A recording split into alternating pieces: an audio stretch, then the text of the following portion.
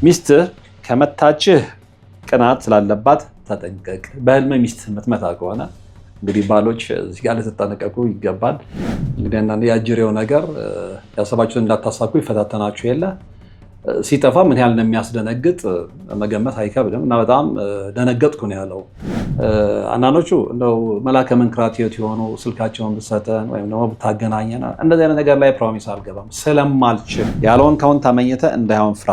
ብኩን የሚያደርግ ቡዳ በአይንህ ሊኖር ይችላል። አንተ ሙዝ ሻጭ ከሆንክ ግን ችግር ይገጥምሃል። የሚጠቅምህን ነገር በርካሽ ዋጋ መሸጥ ጥሩ አይደለም።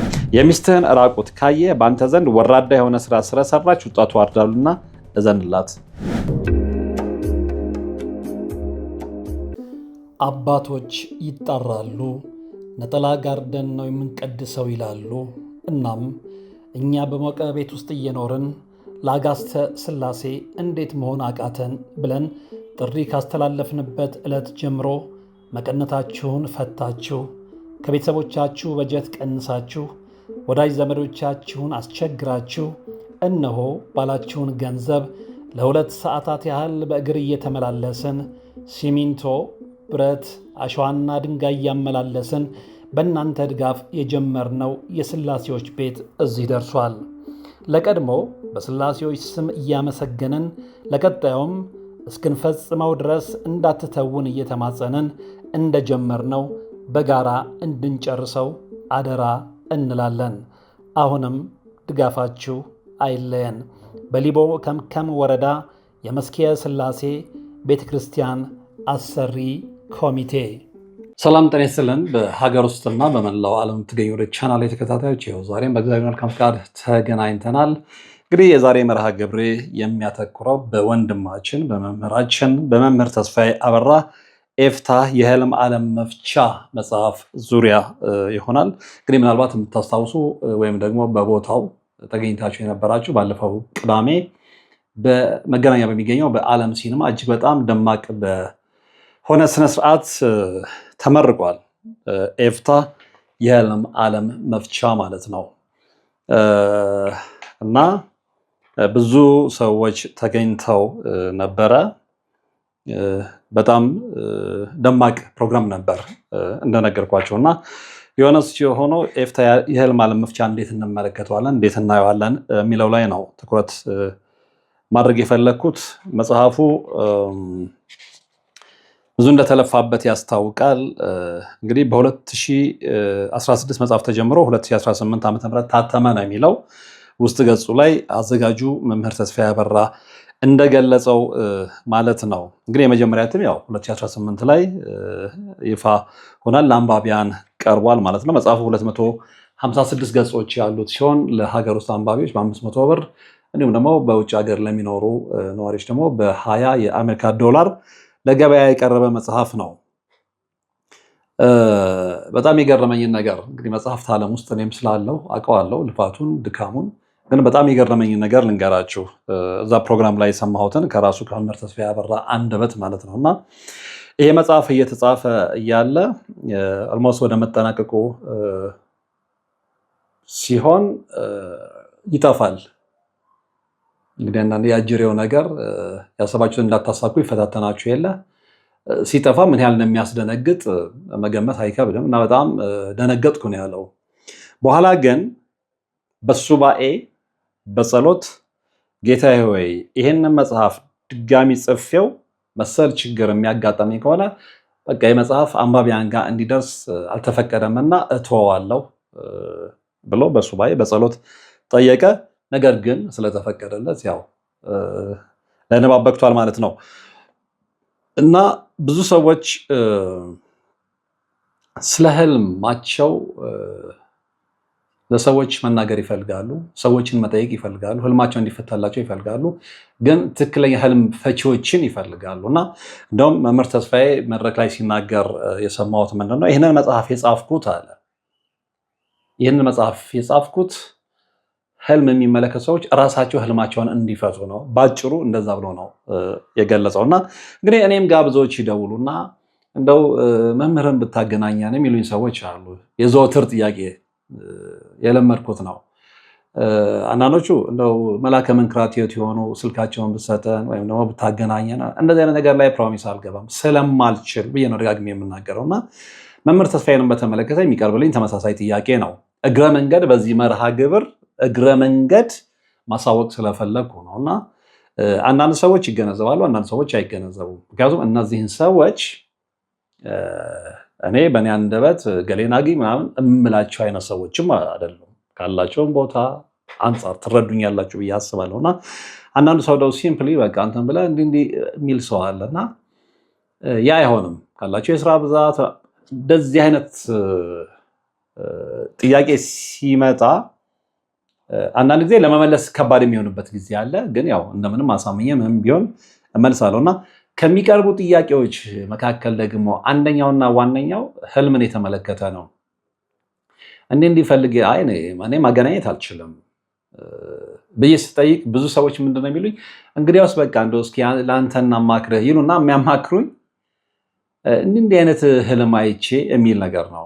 እንዲህ አይነት ህልም አይቼ እንዲሆነ እኔ ህልም ላይ ጎበዝ አይደለሁም፣ ህልም ፈችም አይደለሁም። ይሄንን ለብዙዎቻችሁ ደጋግሜ ነግሬያችኋለሁ። እና ያ ጥያቄ አሁን መልስ ያገኘ ይመስለኛል። ብዙዎቻችሁ እኔ ጋር እየደወላችሁ ስለ ህልማችን ማወቅ እንፈልጋለን፣ ህልማችን እንዲፈታለን እንፈልጋለን የምትሉ ሰዎች አሁን ጥያቄያችሁ መልስ እንዳገኘ መናገር የምችል ይመስለኛል። ወደ መጽሐፉ ከመሄዴ በፊትና አንዳንድ ህልሞችን ያው እግረ መንገድ እንነጋገራለን። ምን ማለት እንደሆነ ህልም ፍቺ ላይ ትኩረት አድርገን እንግዲህ ብዙ የዳሰሳቸው ነገሮች አሉ። ለምሳሌ በህልማችን በነገራችን ላይ በአልፋቤት ነው እንግዲህ ከሀ ጀምሮ እስከ ፐ ድረስ ነው በአልፋቤት ነው ያስቀመጣቸው የህልም አይነቶቹን አለፍ አለፍ እያለን እናያለን። እግረ መንገድ እንግዲህ ብዙዎቻችሁ እነዚህ ህልሞች ካያችሁ ደግሞ ህልማችሁን ተፈታላችሁ ማለት ነው። እና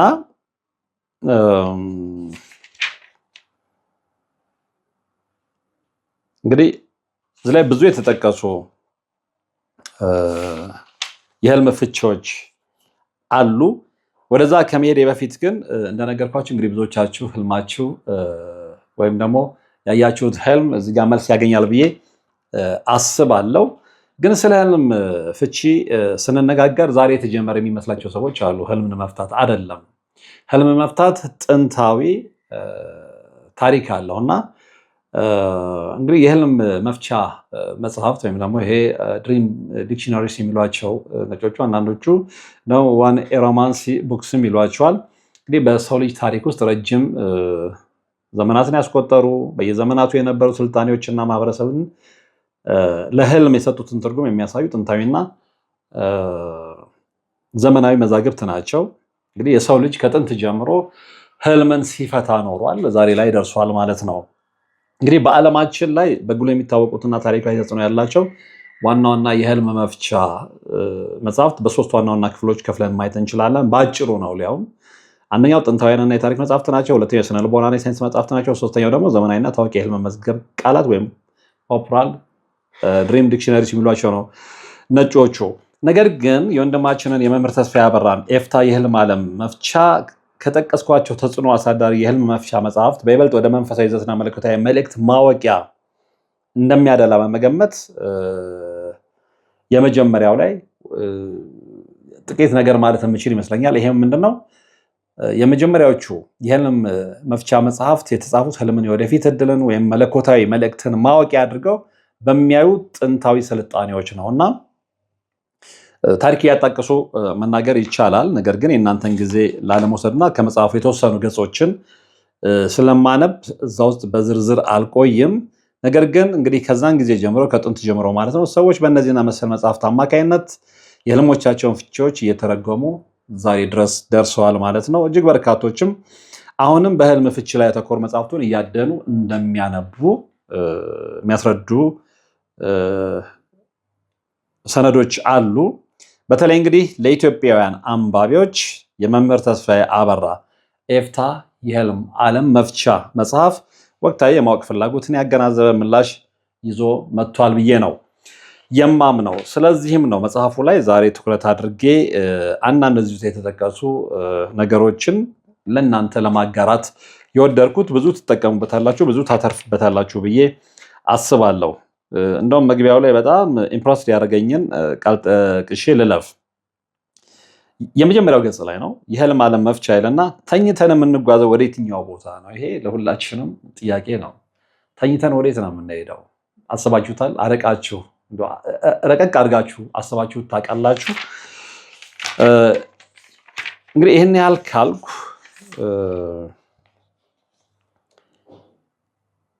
መግቢያ ላይ እንግዲህ ምስጋና አለው፣ መግቢያ አለው። ይህንን መጽሐፍ ለማዘጋጀት ያነሳሳውን ምክንያትም በተለይ ደግሞ 3 ያላቸውን ነጥቦች ጠቅሷል።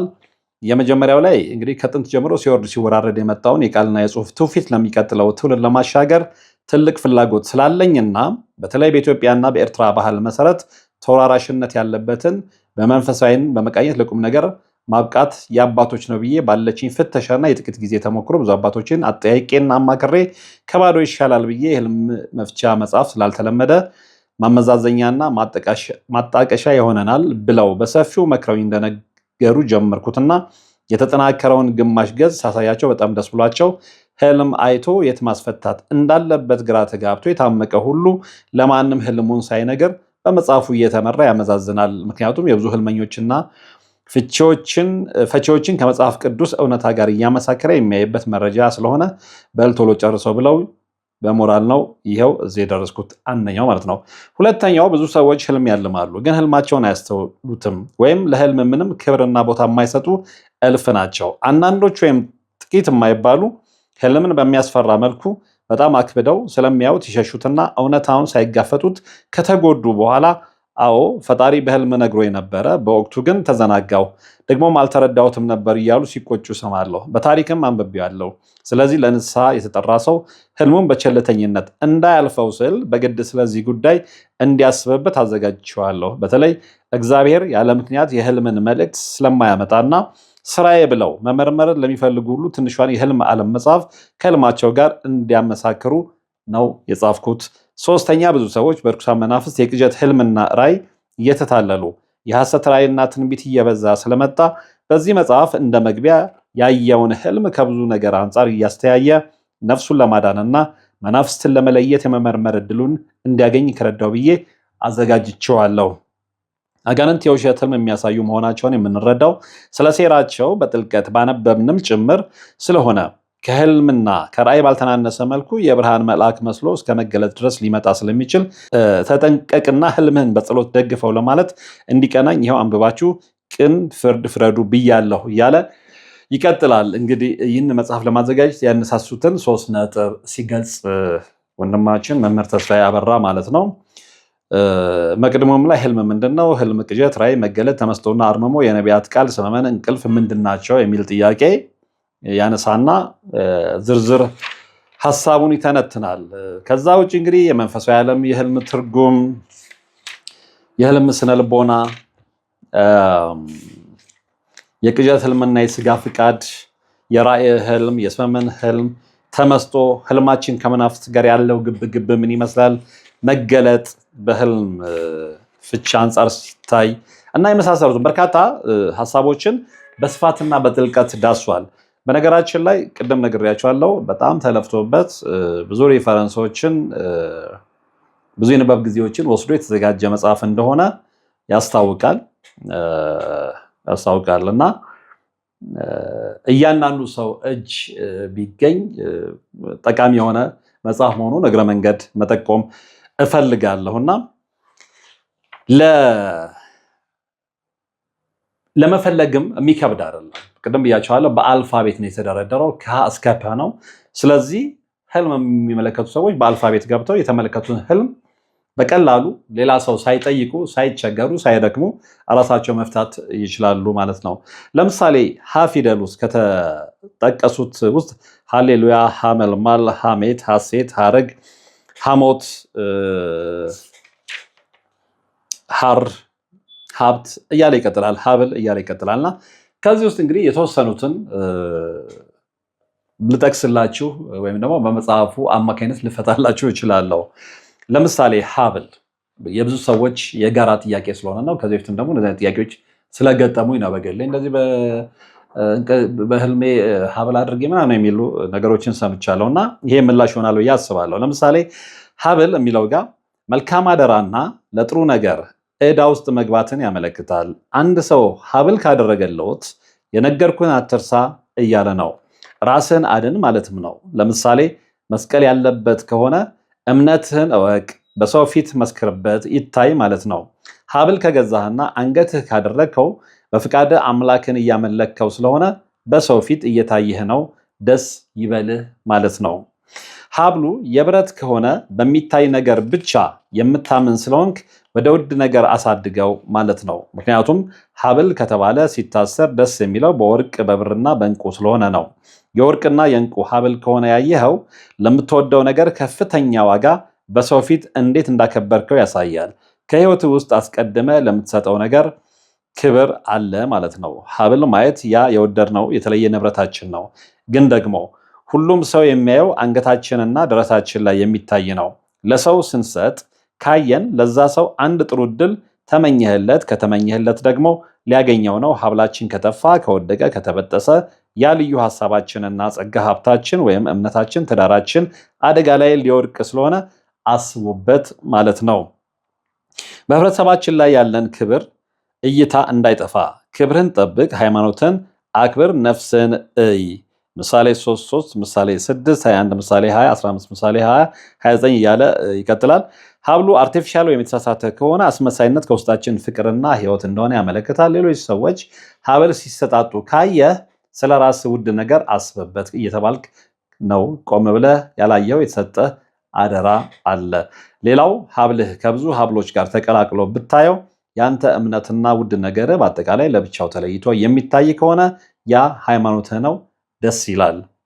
ሃይማኖተኛ ነጠላ የለበሰ ወይም መነኩሴ ወይም ካህን መንፈሳዊ ሰዎችን ማየት ጥሩ ሲሆን፣ ግን ስለ ራስና ስለ ሃይማኖት የረሳኸው ጉዳይ ስላለ ጊዜ ስጥና ትንሽ ጸልይ፣ ውስጥህን ፈትሽ። ሃይማኖትን መካድ ድህነት ነው፣ ወይም ሃይማኖትህን የረሳበት አንድ ባዕድ ነገር ስለተቀላቀለ ይህ ህብረት ስለሚሻል ተመለስ ማለት ነው እያለ ይቀጥላል።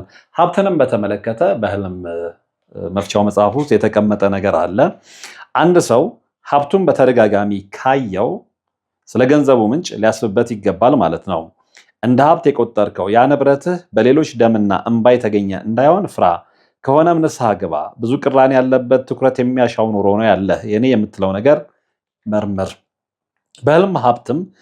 በህልም ሀብታም መሆን በትክክለኛው ህይወት ያለህን ፍላጎት ቢያሳይም ያን ሆኖ በህልም ማየት ግን በአቋራጭ መንገድ ተጠቅመህ ሊያስከብርህ የሚችልህ አንድ አፋጣኝ ምኞት ውስጥህ ስለሆንክ በዙሪያ ያሉትን አስብ። ቅሬታ የሚያስነሳ ነገር ለብቻ መክበር፣ በግፍ የመቀጣት ነገር እንዳይኖር ፍራ። ያልሆንከውን ተመኝተህ እንዳይሆን ፍራ።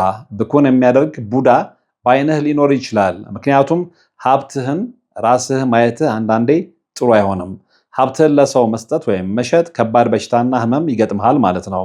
ስለዚህ ያለህን እንዳታጣ ተጠንቀቅ። ዮሴፍ የፈርዖኑን ህልም ሲፈታ 7 የወፈሩ ላሞች ወንዝ ሲሻገሩ ካየ በኋላ 7 የከሱ ላሞች ነው ያየው። ይህ የከሱ ላሞች ምሳሌ የሀገሪቱ ሀብት ነው። ወንዝ ደግሞ ሀገር ጥሎ መሄድ ነው። ስለዚህ ሀብት ከሸሸ ህመምና ችጋር ነው እያለ ይቀጥላል። ወደ ሌላው ገጽ ስንሄድ ደግሞ እንግዲህ መላይ ስንገባ ሙግት፣ ሙሾ፣ ሙስሊም፣ ሙልሙል፣ ሙዝ፣ ሙዚቃ፣ ሚስት እያለ ይቀጥላል።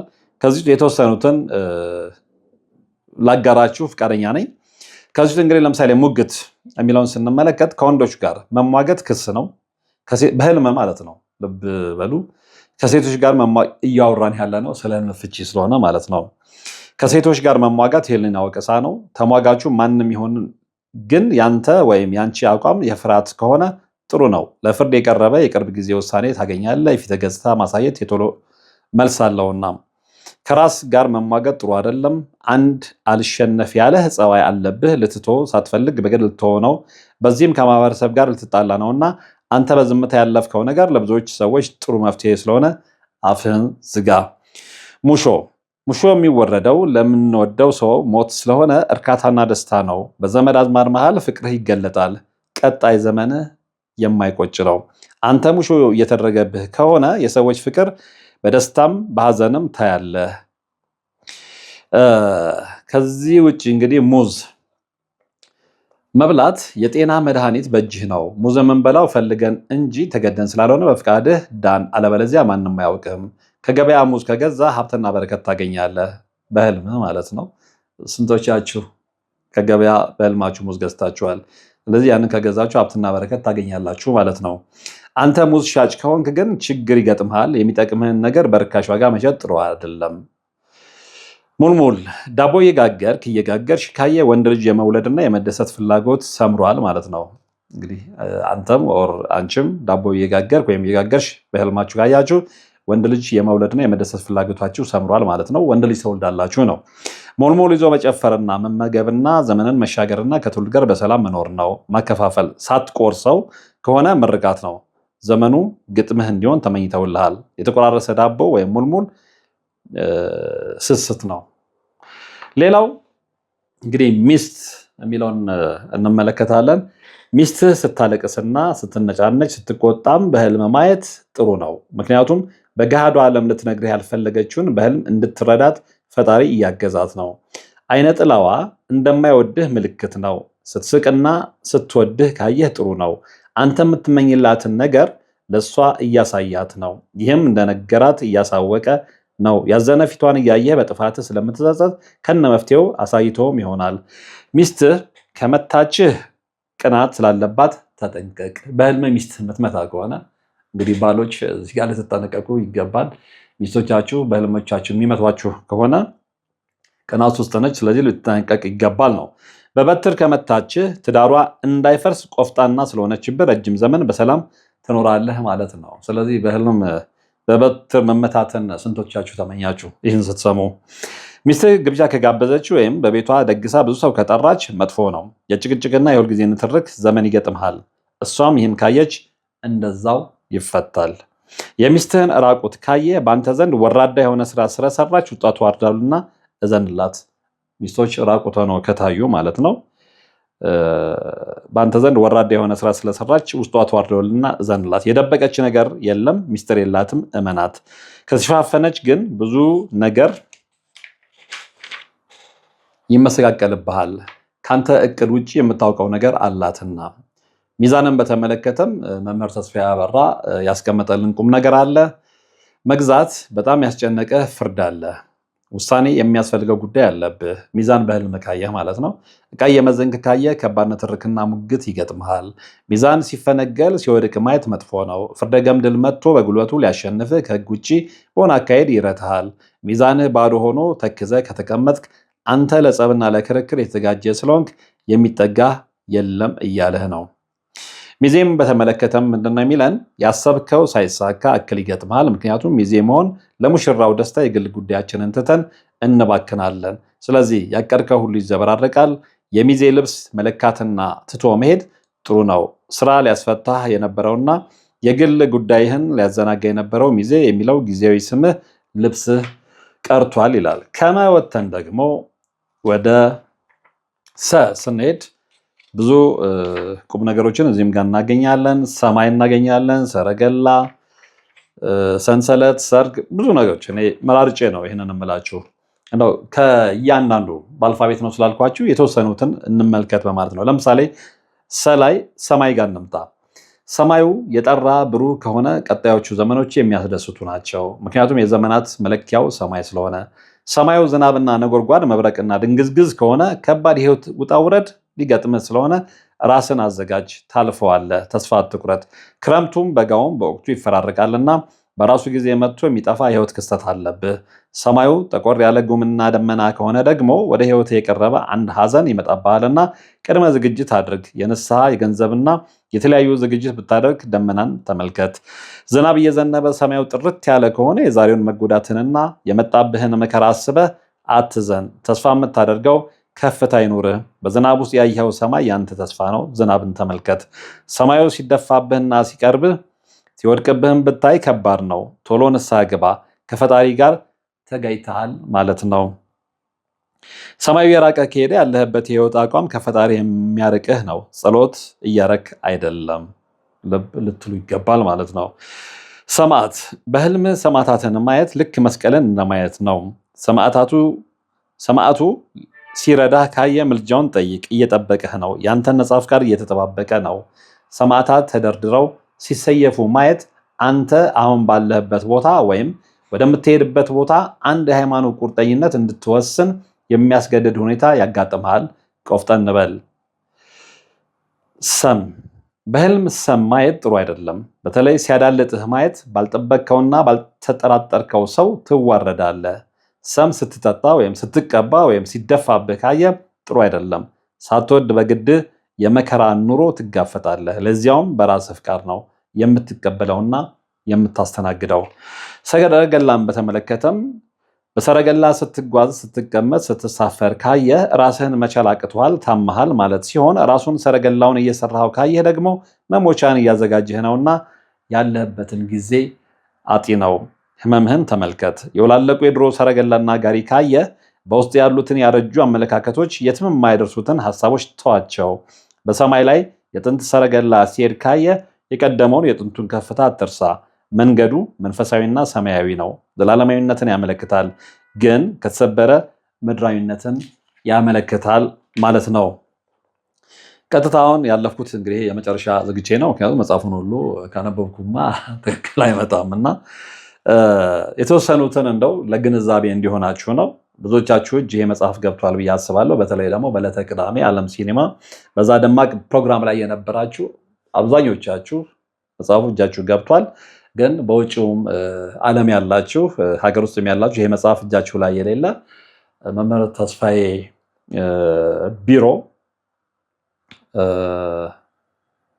ይሄ መጽሐፍ ስላለ እዛ እየሄዳችሁ መግዛት ትችላላችሁ። ሸ ፊደል ሸህ፣ ሼህ፣ ሺክ፣ ሼኪ የሙስሊም ሼህ ማየት በራሱ ትርጉም የለውም፣ ግን ተግባሩን አስተውል ሲባል ሲጠጣ፣ ሲስቅ፣ ሲጫወት ካየ ዋዛ ፈዛዛ ኑሮ ከሚመሩ ከከንቱ ባለስልጣናት ጋር እድሜን አትጨርስ እየተባልክ ነው። አንተ ክርስቲያን ሆነ እሱ በአንተ ቤት ሲሰግድ ካየው በውስጡ የሃይማኖት ጥያቄና ጥርጣሬ መኖሩን ያሳያል። ሼህ ግመልና ፈረስ አህያና በቅሎ ይዞ ወደ ቤት ከገባ አንድ ተንኮል አለ ማለት ነው። አንተን ለሆነ ባርነት እያሰበ ነው፣ ተጠንቀቅ። ሼህ ደጅህ ላይ ቆሞ ከለመነ አስተሳሰብን አጥራ። ለሁሉም ወገን እኩል አይን ይኑርህ። አንዳንድ ጊዜ ግን የሼህ አንበሶ ዘርም በዚህ መልኩ ተገልጦ ሊቆጣ፣ ሊለምን፣ ሊያስገብር መፈለጉን ያሳያል። እንደየኑሯችን ይለያያል። ሸለቆ የሸለቆ ትርጉም ብዙ ነው። ዋናዎቹ ግን 3 ናቸው። 1 በሸለቆ ውስጥ መደበቅ ጤና ማጣትን ያሳያል። 2 በቤት ለቀናት የምትደበቅበት ችግርንም ያሳያል። 3 የሚስጥርና በድብቅ የምትሰራውን ገበና ዓላማና ሴራም ያመለክታል እያለ መጽሐፉ ይቀጥላል። እንግዲህ ከአስከፐ ያለውን እንደ ፍላጎታችሁ ወይም እንደገጠማችሁ ወይም እንዳያችሁት ህልም መፍታት የምትፈልጉ ከሆነ ይህንን መጽሐፍ እንደነገርኳችሁ ገዝታችሁ መጠቀም ትችላላችሁ ማለት ነው። እርግጠኛ ነኝ ብዙዎቻችሁ እንግዲህ ለብዙ ጊዜ ስጠይቁ የነበረው ህልማችንን ማስፈታት እንፈልጋለን እንደው አባቶችን ብታገናኘን ትሉ የነበራችሁ ሰዎች አሁን ቀጥታ ማንም ጋር ሳትሄዱ ማንም ሳትጠይቁ ራሳችሁ ህልማችሁን ለመፍታት ትችላላችሁ ማለት ነው። ኤፍታህ የህልም ዓለም መፍቻን መጽሐፍ በመግዛት ማለት ነው። እንግዲህ የመጽሐፉን ህትመትና ለገበያ መዋል ወይም ለአንባቢያን ለንባብ መዋል አስመልክቼ ለዛሬ ያዘጋጀሁት መርሃ ግብር የተከታተላችሁት ነበረ። በቀጣይ በሌላ መርሃ ግብር በሌላ መረጃ ነው የምንገናኘው። አብራችሁኝ ስለነበራችሁ ወደፊትም አብራችሁኝ ስለምትሆኑ ከልብ አመሰግናለሁ። በቀጣይ በሌላ መረጃ በሌላ መርሃ ግብር እስከምንገናኝ በያላችሁበት ሰላም። አባቶች ይጣራሉ፣ ነጠላ ጋርደን ነው የምንቀድሰው ይላሉ። እናም እኛ በሞቀ ቤት ውስጥ እየኖርን ለአጋስተ ሥላሴ እንዴት መሆን አቃተን ብለን ጥሪ ካስተላለፍንበት ዕለት ጀምሮ መቀነታችሁን ፈታችሁ፣ ከቤተሰቦቻችሁ በጀት ቀንሳችሁ፣ ወዳጅ ዘመዶቻችሁን አስቸግራችሁ እነሆ ባላችሁን ገንዘብ ለ2 ሰዓታት ያህል በእግር እየተመላለስን ሲሚንቶ፣ ብረት፣ አሸዋና ድንጋይ እያመላለስን በእናንተ ድጋፍ የጀመርነው የሥላሴዎች ቤት እዚህ ደርሷል። ለቀድሞ በሥላሴዎች ስም እያመሰገንን ለቀጣዩም እስክንፈጽመው ድረስ እንዳትተውን እየተማጸንን እንደጀመርነው በጋራ እንድንጨርሰው አደራ እንላለን። አሁንም ድጋፋችሁ አይለየን። በሊቦ ከምከም ወረዳ የመስኪየ ሥላሴ ቤተ ክርስቲያን አሰሪ ኮሚቴ